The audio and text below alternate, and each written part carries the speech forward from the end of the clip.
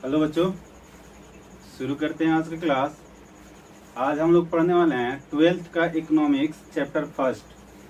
उसमें हम लोगों ने ऑलरेडी पहला क्लास देख लिया था, जिसमें हम लोग ने गुड्स के बारे में जाना था, है ना। गुड्स कितने प्रकार के होते हैं या मैक्रो इकोनॉमिक्स क्या होता है। आज दूसरे पार्ट में हम लोग देखने वाले हैं निवेश। पहला टॉपिक आज जो हम लोग समझेंगे वो होगा क्या, निवेश। निवेश इसको बोला जाता है इन्वेस्टमेंट। इन्वेस्टमेंट क्या होता है ना, निवेश या इन्वेस्टमेंट। ठीक है, तो समझिए निवेश क्या होता है। जब हम कोई भी प्रोसेस के द्वारा कैपिटल बढ़ाने की प्रक्रिया करते हैं, यानी सीधा सा चीज है, कैपिटल बढ़ाने की प्रक्रिया को निवेश कहा जाता है। ठीक है, कैपिटल बढ़ाने की प्रक्रिया, इसको बोला जाता है पूंजी निर्माण।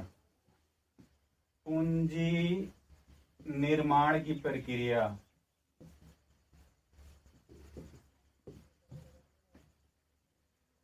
पूंजी निर्माण की प्रक्रिया को निवेश कहा जाता है।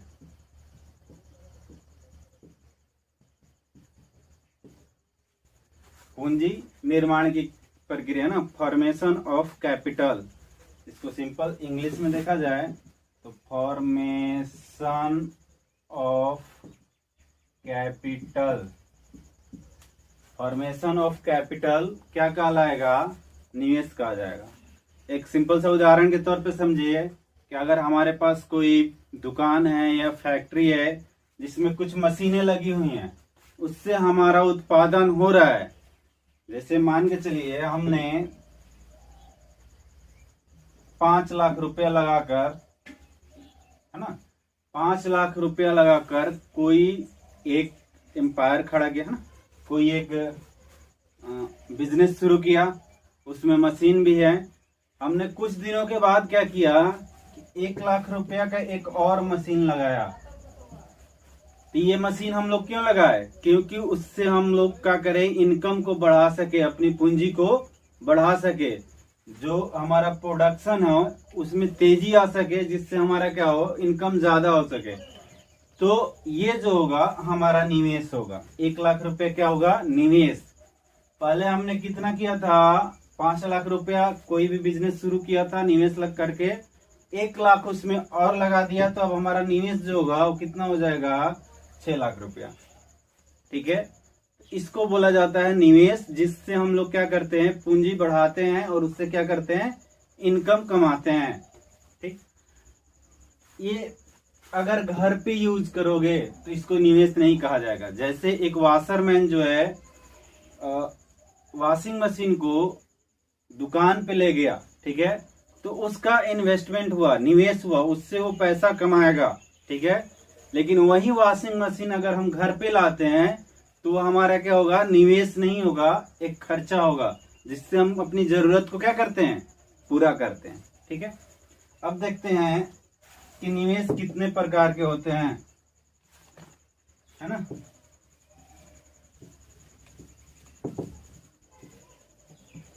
निवेश जो होगा 2 प्रकार के होगा। पहला जो होगा वो होगा फिक्स इन्वेस्टमेंट।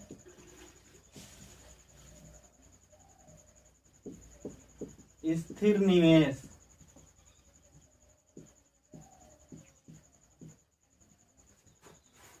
दूसरा जो होगा इन्वेंट्री इन्वेस्टमेंट।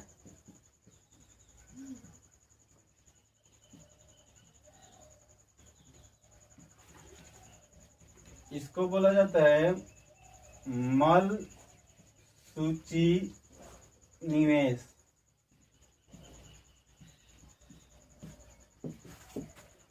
पहला स्थिर निवेश, दूसरा मल सूची निवेश। ये क्या है, समझिए इस बात को।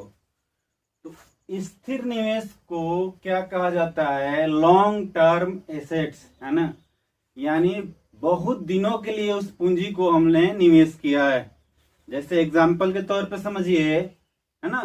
और ये जो मल सूची निवेश है, जिसका निवेश जो है कम समय के लिए किया जाता है। जैसे एग्जांपल हम ले लेते हैं, कोचिंग का ही देख लीजिए, तो जो डेस्क हो गया है ना, या ब्लैक बोर्ड हो गया, एक बार ब्लैक बोर्ड लग गया तो ये कुछ दिनों तक के लिए हो गया, 2 साल 4 साल 5 साल के लिए, ठीक है। तो ये आपका जो होगा स्थिर निवेश होगा। डेस्क बन गया तो कुछ दिन के लिए बन गया, तो वो क्या कहलाएगा, स्थिर निवेश कहलाएगा, फिक्स इन्वेस्टमेंट।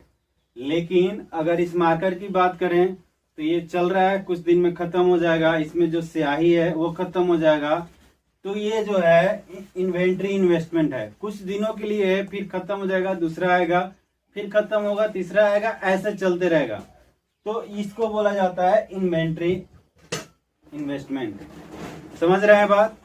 यानी स्थिर निवेश, जिस निवेश को, जो पूंजी हम लोग लगा रहे हैं वो पूंजी कुछ दिन तक रहे तो उसको कहा जाएगा फिक्स इन्वेस्टमेंट, और जो पूंजी कुछ दिन में चेंज होते रहे उसको क्या कहा जाएगा, इन्वेंट्री इन्वेस्टमेंट। ठीक है, इसका एक उदाहरण और ले सकते हैं, जैसे फोटो स्टेट का दुकान है, उसमें जो लगाया गया पूंजी मशीन, उसमें 2-3 मशीन जो लगा है वो उसका फिक्स इन्वेस्टमेंट हो गया, लेकिन जो वहां पर पेपर है वो फिक्स इन्वेस्टमेंट नहीं होके इन्वेंट्री इन्वेस्टमेंट में आ जाएंगे।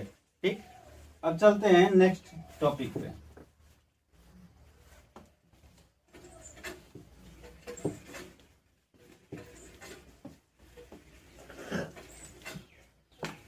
अगला जो टॉपिक है वो इस तरह से है,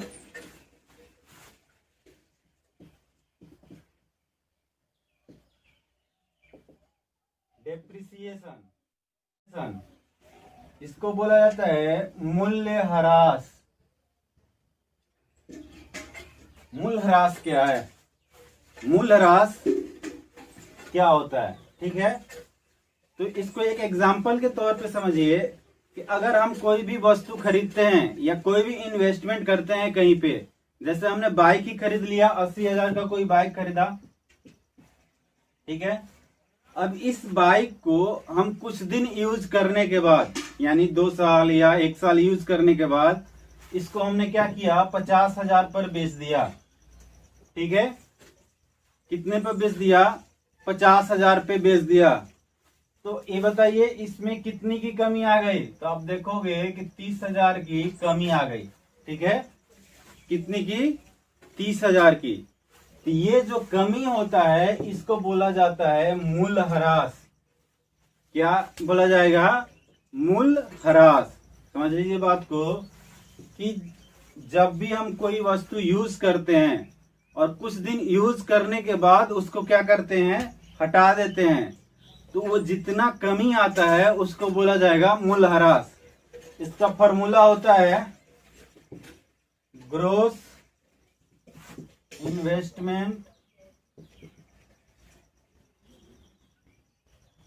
माइनस नेट इन्वेस्टमेंट। इसको बोला जाएगा सकल निवेश माइनस शुद्ध निवेश।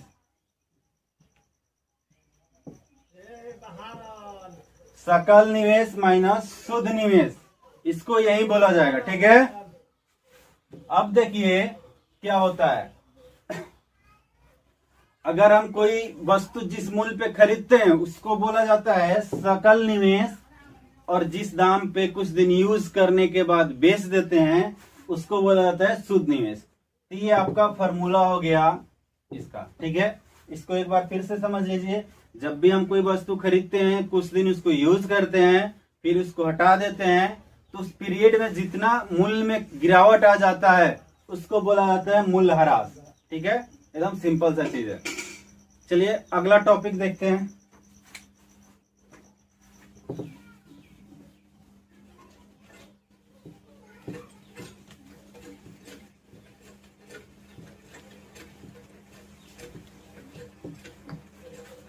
अगला टॉपिक जो हमारा है वो है स्टॉक। स्टॉक क्या है ना? इसको हिंदी में भी स्टॉक ही बोला जाता है, स्टॉक। स्टॉक क्या होता है?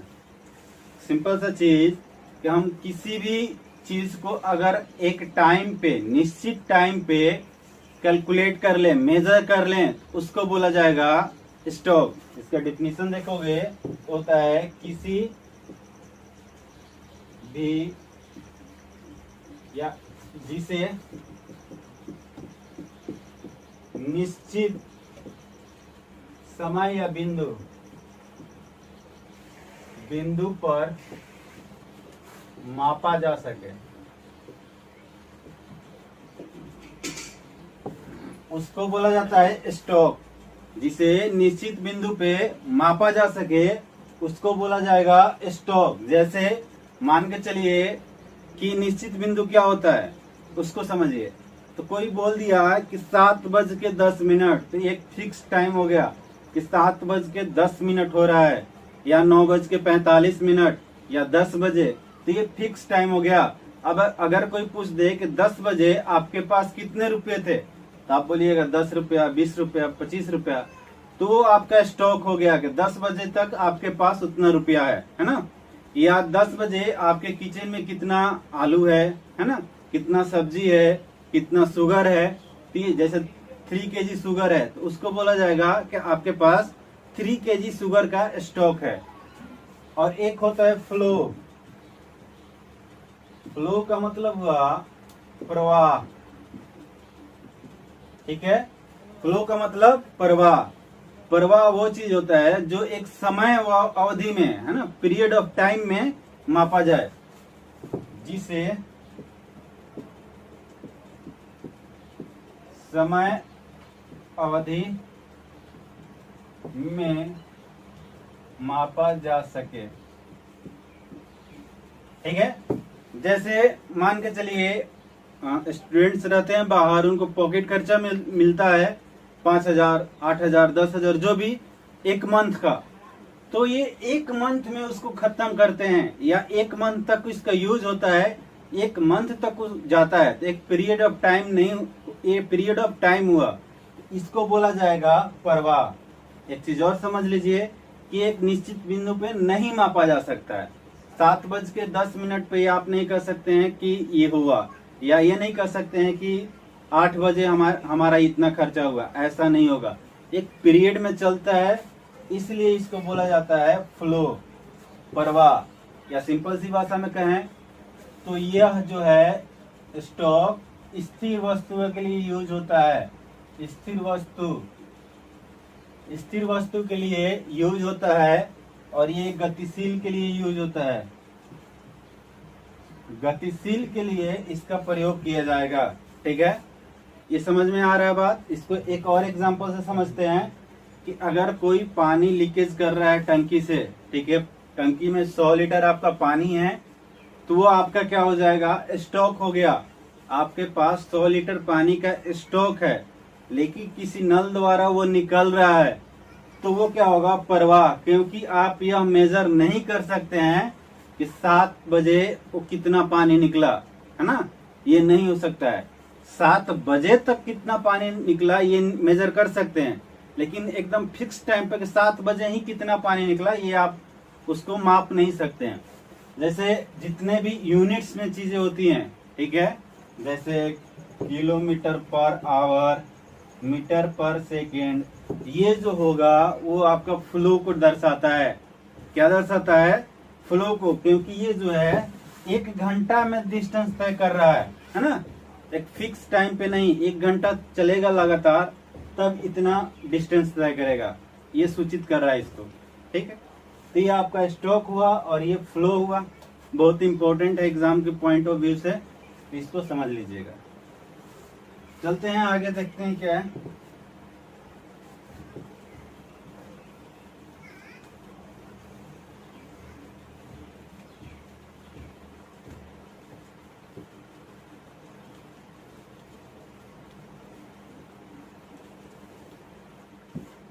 अब आते हैं, देखते हैं सेक्टर ऑफ इकोनॉमी क्या होता है। इकोनॉमी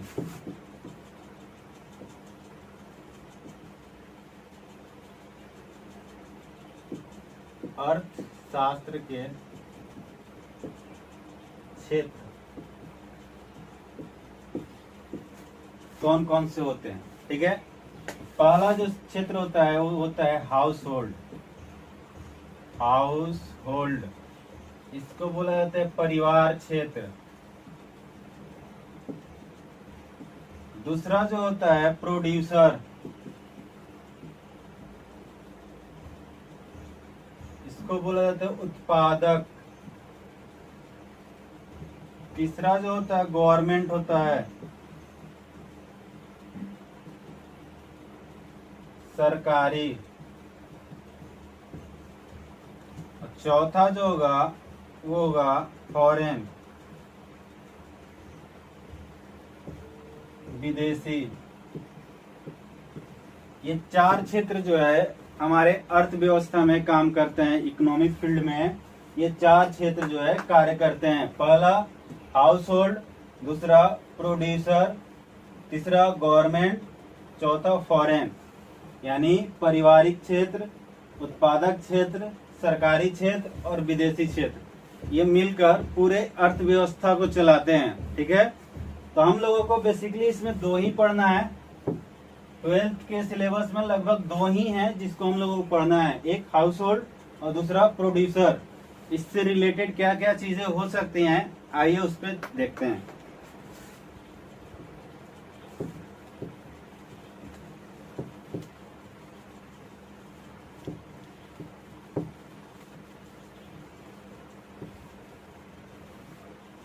देखिए एक टॉपिक आता है जिसको बोला जाता है सर्कुलर ऑफ इनकम, ठीक है। आय का चक्रीय प्रवाह, सर्कुलर फ्लो हो गया यहाँ पे, फ्लो ऑफ इनकम, आय का चक्रीय प्रवाह। ये क्या होता है? तो ये जो होता है 12th में, ऐसे तो ये चारों सेक्टर काम करेंगे, जैसे हाउस होल्ड हो गया, दूसरा प्रोड्यूसर हो गया, तीसरा आपका गवर्नमेंट हो गया,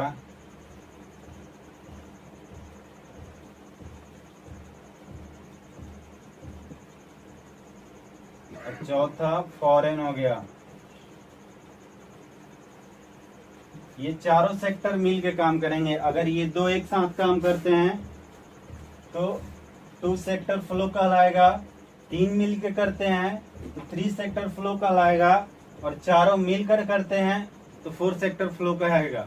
लेकिन हम लोगों के सिलेबस में सिर्फ 2 सेक्टर फ्लो को ही पढ़ना है। ये क्या होता है उसको समझिए। पहला जो है वो है हाउस होल्ड, यहाँ लेते हैं हाउस होल्ड, और दूसरा जो है प्रोड्यूसर। होता क्या है, इसको उत्पादक कहा जाता है, उत्पादक क्षेत्र। ये पारिवारिक क्षेत्र। उत्पादक क्षेत्र को किसी भी वस्तु का उत्पादन करने के लिए लेबर की जरूरत होती है। उसको क्या जरूरत होगा? लेबर का। वो इसको कौन देता है? परिवार क्षेत्र देता है। इसको क्या देता है? श्रम करने के लिए आदमी देता है ना, लेबर देता है। इसको बोला जाता है सेवा, एक तरह से सेवा इसको दे रहा है, तो इसको बोला जाता है कारक सेवा, फैक्टर सर्विस। क्या बोला जाएगा? Factor service. ये इसको कारक सेवा दिया, क्यों? क्योंकि इसको जरूरत थी वस्तुओं को उत्पादन करने के लिए, है ना। बिना लेबर का कोई भी चीज का उत्पादन नहीं हो सकता है। इसको एग्जाम्पल के तौर पर देख सकते हैं मजदूर। इसको मजदूर की जरूरत थी जो पारिवारिक क्षेत्र से यहाँ पर गए। अब इसके बदले में वो क्या दिया? पैसा। क्या देगा? पैसा देगा, यानी मजदूर को मिलेगा मजदूरी, यानी मजदूरी जो होगा उसका आय होगा। मजदूर क्या करेगा? यहाँ से इनकम करके आएगा, आय कमा के आएगा। इसको बोला जाता है कारक आय, ठीक है। क्या बोला जाएगा? कारक आय, ठीक है। हाउस होल्ड से यहाँ मजदूर गया और पैसा कमाकर आया, ठीक है। अब ये क्या करेगा, फिर ये पैसा अपनी जरूरत की चीजों को यूज करने के लिए, जैसे चावल, धान, चावल, गेहूं, है ना, क्रीम, पाउडर या कुछ भी जो उसको जरूरत है, कपड़ा, मोबाइल, जो जरूरत है वो फिर क्या करेगा, इस पैसे से जो कमा कर आया है जाएगा फिर इसी के पास और यहाँ से खरीद के लाएगा। तो यहाँ गया, मजदूरी किया, बदले में इसको आय हुआ, उस आय को अपनी जरूरत की चीजों को पूरा करने के लिए फिर से ये पैसा किसको दिया, प्रोड्यूसर क्षेत्र को, ठीक है। इसको बोला जाता है उपभोग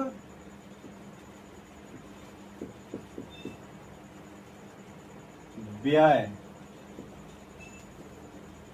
कंजम्पशन एक्सपेंडिचर, ठीक है।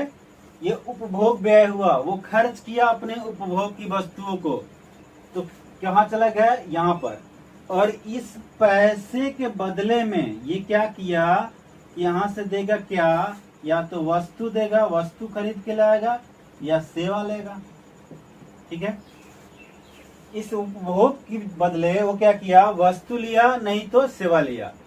तो ये पूरा सर्कल बन गया, पैसा यहाँ गया, मजदूर पैसा लेकर आया, फिर पैसा यहाँ गया, फिर वस्तु लेके आया, फिर यहाँ गया, फिर ये चलते रहता है। टू सेक्टर के बीच ये लेन देन चलते रहता है। इसी को बोला जाता है सर्कुलर फ्लो ऑफ इनकम, ठीक है, आय का चक्रीय प्रवाह। अर्थशास्त्र में ये रुकता नहीं, चलते रहता है, ठीक है, ये इसी को बोला जाएगा। अब इसमें देखिएगा तो 2 लाइन 4 लाइन है, तो इसमें देखोगे तो 2 लाइन जो है पैसा वाला है, यहाँ से पैसा कमा कर आया और यहाँ पर फिर ले जाकर पैसा दे दिया, ठीक है। यहाँ पे पैसा कमा के आया और फिर पैसा ले जाकर यहाँ दे दिया, तो इसको बोला जाता है मॉनेटरी फ्लो। अब फ्लो को अगर देखा जाए तो इसी के बेसिस पे 2 पार्ट में बांटा जाता है। एक होता है मॉनेटरी फ्लो, इसको बोला जाता है मौद्रिक प्रवाह। मौद्रिक प्रवाह क्या होता है, इसको समझिए कि जब 2 सेक्टर के बीच सिर्फ मुद्रा का लेन देन हो, यानी पैसा का लेन देन हो, तो उसको बोला जाएगा मौद्रिक प्रवाह, है ना। 2 सेक्टर के बीच मुद्रा का लेन देन, या इसी को प्रवाह बोला जाएगा, है ना। तो क्या बोला जाएगा इसको, मौद्रिक प्रवाह। पहला मौद्रिक प्रवाह, जब इन 2 सेक्टरों के बीच सिर्फ पैसा का, यहां से ये पैसा दिया और ये यहाँ पर पैसा दिया, तो इसको बोला जाएगा मौद्रिक प्रवाह। दूसरा रियल फ्लो, अगर इसका दूसरा देखोगे तो होता है रियल फ्लो, ठीक है। रियल फ्लो क्या होता है, वास्तविक प्रवाह, वास्तविक प्रवाह। वास्तविक प्रवाह क्या होता है उसको समझिए। जब 2 सेक्टर के बीच सेवाओं का या वस्तुओं का प्रवाह हो या लेन देन हो, जब 2 सेक्टर के बीच सेवाओं का या वस्तुओं का प्रवाह हो या लेन देन हो, तो उसको बोला जाएगा वास्तविक प्रवाह। वस्तु या सेवा का प्रवाह, ठीक है। जब 2 सेक्टर के बीच क्या हो, वस्तु और सेवा का प्रवाह हो या लेन देन हो, यानी यहाँ सेवा करने के लिए गया और इसके बदले इसने क्या किया, यहाँ पर सेवा दिया, तो वो कहा जाएगा वास्तविक प्रवाह, ठीक है। तो यहाँ पर 2 चीजें क्लियर हुई, एक मौद्रिक प्रवाह और दूसरा वास्तविक प्रवाह। अब देखते हैं इसी से एक रिलेटेड एक चीज होता है, उसको समझते हैं, ठीक है। इधर हम क्या कर लेते हैं, रफ कर लेते हैं।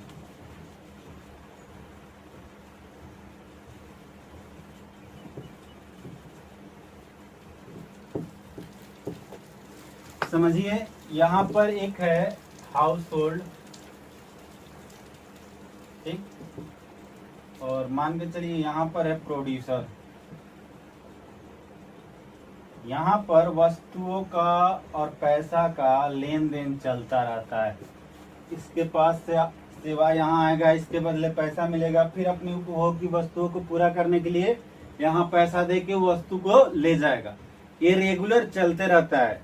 लेकिन आप ये जानते हैं कि अगर इसको यहाँ लेबर करने के लिए आया, उसके बदले यहाँ जो भी इसको पैसा मिला, क्या वो पूरा खर्च करता है? नहीं, है ना। ये 100 रुपया कमा के जाएगा या 1000 कमा के जाएगा तो क्या करेगा? 800 रुपया खर्च कर देगा और 200 रुपया बचा लेगा, सेविंग करेगा। समझ रहे हैं? कोई भी व्यक्ति कमाता है तो उतना खर्च नहीं करता है, कुछ सेविंग करता है। यहाँ से देखिए कि अगर इसको लेबर के बदले इसको मिला 1000 रुपया, ठीक है, और इसने फिर यहाँ पर दिया 800, कितना दिया? 200 रुपया क्या किया? बचा लिया, इसका सेविंग हो गया, 200 रुपया बचत हो गया।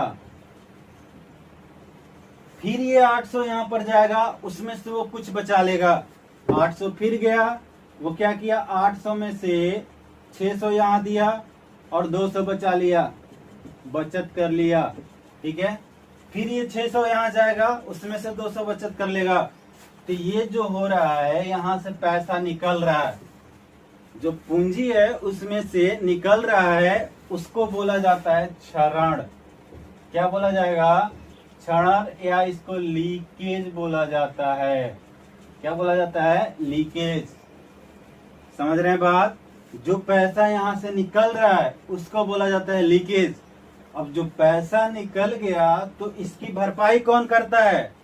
तब यहाँ पे तीसरा सेक्टर आके वर्क करता है, जिसका नाम है गवर्नमेंट। क्या नाम है? गवर्नमेंट। गवर्नमेंट जो है, ये जो पैसा हो जाता है, निकल जाता है, वो इसको फिर से देता है, इसकी भरपाई करता है, भरण करता है। जो यहाँ से निकला हुआ चीज है वो यहाँ पर ये लगाता है। तो इस चीज को, ये 200 रुपया निकल गया, फिर ये 200 रुपया गवर्नमेंट जो है इसमें डाला, तो इसको बोला जाता है भरण या इंजेक्शन। इंजेक्शन, ठीक है, इसको बोला जाता है इंजेक्शन। यानी जो यहाँ से लीक्ड हुआ था, लीकेज हुआ था, उसको ये क्या करता है? इंजेक्ट करता है, इंजेक्शन के द्वारा डालता है। आप लोग ऐसे भी जानते होंगे कि इंजेक्शन से हमारे बॉडी में जो दवाई सुई जो भी डाला जाता है केमिकल, तो वो यहाँ से इसमें डालता है। जो भी इसका हानि होता है यहाँ से, वो गवर्नमेंट इसमें लगाता है, ठीक है।